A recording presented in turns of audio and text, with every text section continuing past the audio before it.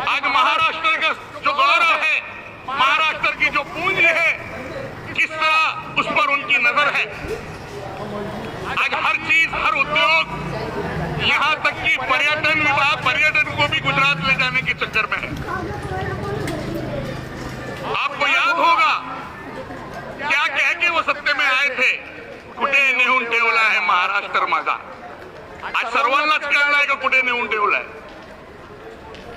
आणि कशा प्रकारे नेलाय हेही तुम्हाला माहित आहे। लपून छुपून त्या ठाण्यातून सुरत मार्ग कसे गुवाहाटीला पोहोचले आणि तिथून त्या शशा आणि तानाशाहच्या दरबारात दिल्लीत जाऊन मुजरा केले। तुम्ही सर्वांनी पाहिलं काय म्हणत होते, काय गाडी, काय झाडी, काय डोंगर, काय हातील, सगळा धोक्यामध्ये आहे। अरे गद्दारांनो, तुमच्या तो सगळा धोक्यामध्ये झालाय, परंतु आज महाराष्ट्राच्या अस्तित्व धोक्यामध्ये आलाय। ज्या महाराष्ट्राच्या अस्मितासाठी, आमच्या तुमच्या पोरांच्या भविष्यासाठी संयुक्त महाराष्ट्र समितीने आपल्या प्राणांची आहुती दिली, बलिदान दिला, हुतात्मा झाले, त्यांचीही तुम्हाला लाज कशी का वाटली नाही। आज समस्त ठाणेकरांना, पूर्ण महाराष्ट्राला मी आवाहन करतो, सर्वांना मी निवेदन करतो कि तुम सपनों के झरोखे में मत रहना कोई धोखे में, सोच समझकर वोट करो, बिक जाएंगे ये खोखे में। ये खोखे में बिकने वाले लोग आज पूरे महाराष्ट्र के अस्तित्व को जिन्होंने दांव पे लगाया है, ये हमारी लड़ाई है, इसे संभालना। ये महाराष्ट्र जिसे पुरोगामी महाराष्ट्र कहा जाता है, ये छत्रपति शिवाजी महाराज की धरती है, जिसे राजश्री शाहू महाराज, फुले और अंबेडकर ने सींचा है। हम उनके विचार पे ये चलते हैं। यहाँ पर वो नफरत फैलाने आए हैं और चुना भी क्या, कोल्हापुर पुरोगामी विचार का केंद्र। अरे जिस हॉस्टल को, जिस उर्दू स्कूल को राजश्री शाहू महाराज ने बुनियाद डाली हो, उसी पे आप पत्थर फेंकते हो। शर्म आनी चाहिए आपको। बटोगे तो कटोगे, ये नारे आपके। ये महाराष्ट्र की हमारी संस्कृति नहीं है, नहीं है और नहीं है। ये छत्रपति शिवाजी महाराज की धरती है। या छत्रपती शिवराय ज्या महाराष्ट्राचे आराध्य दैवत आहे, त्यांनी ज्या प्रकारे सर्व 18 पकड जात्यांना सोबत घेऊन या देशाला दिशा दिली, हे आम्हाला सर्वांना माहिती आहे। आणि तोच विचार घेऊन आम्ही पुढे जाणार आहोत नाही, तोच विचार घेऊन आम्ही जाणार आहे। तुम्ही कितीही याच्यात वीज घालण्याचं प्रकरण करा। आमची ताई बोलली की रिक्षावाले विमानमध्ये जातात। मुझे एक बात समझ में आती नहीं है कि गरीबों की लड़ाई लड़ते लड़ते लोग अमीर कैसे बन जाते। ठीक है, आप तो रिक्शे से बंगलों में, फार्म हाउस में और विमानों में पहुंच गए, मगर थाना की जो जनता है, जो गरीब है, जो इंदिरा नगर, वागले स्टेट के जो लोग हैं, वो आज भी 10 बाई 10 की खोली में रहते हैं। अरे शर्म आनी चाहिए। विकास के नाम पे काम तो बताओ।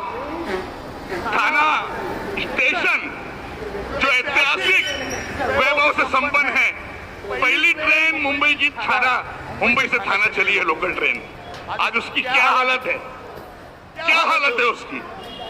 बाहर निकलने के टाइम पे पैर रखने की जगह नहीं मिलती। ये भ्रष्टाचार, थाने महानगर पालिका के इतने भ्रष्टाचार है, मैं गिनाऊंगा तो रात कम पड़ जाएगी, दिन कम पड़ जाएगा। केवल हजारों करोड़ रुपए की लूट इस महानगर पालिका में हुई है। कितने घोटाले हुए हैं, भूखंड के घोटाले, सीआरजेड की जमीनों को हड़पा गया, टीडीआर के घोटाले।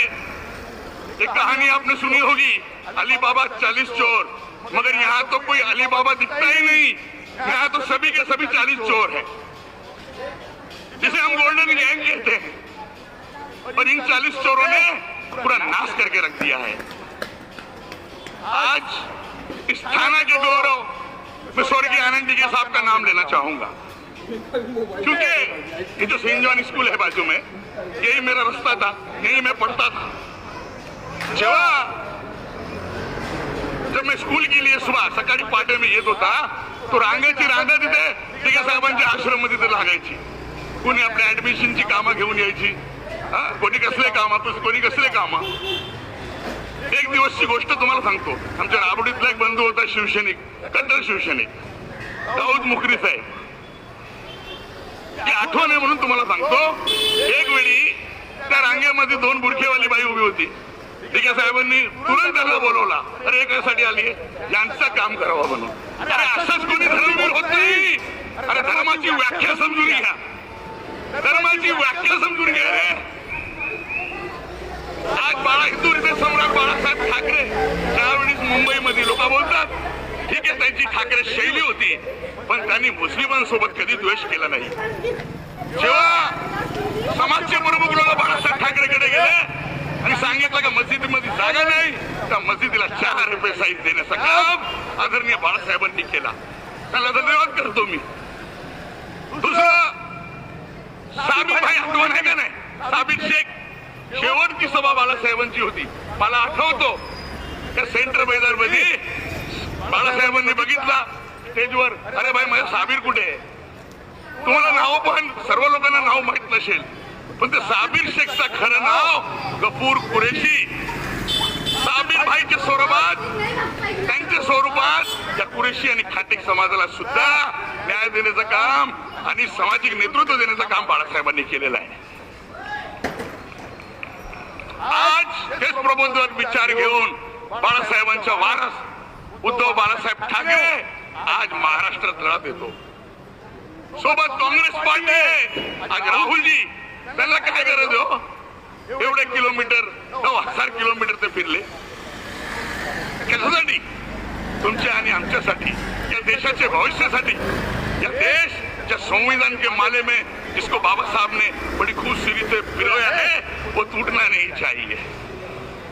इसीलिए कन्याकुमारी से कश्मीर तक भारत जोड़ो के नाम से उन्होंने पैदल यात्रा की. क्या कहा? मोहब्बत की दुकान खोलो. अरे ये तो नफरत करने वाले हैं, बटोगे तो कटोगे. आज तक लोगों को इन्होंने बांटने का ही काम किया या नहीं किया, है ना? मैं ये शेर के साथ अपनी बात खत्म करूंगा, क्योंकि बहुत वक्त है बोलने के लिए कि भारत की एकता को ये हरगिज न तोड़िए. चाहत है अगर वतन की तो नफरत को छोड़िए. इस मुल्क की तरक्की है अमन अमान में. लोगों को इस वतन में मोहब्बत से जोड़िए, मोहब्बत से जोड़िए, मोहब्बत से जोड़िए. जय हिंद, जय महाराष्ट्र.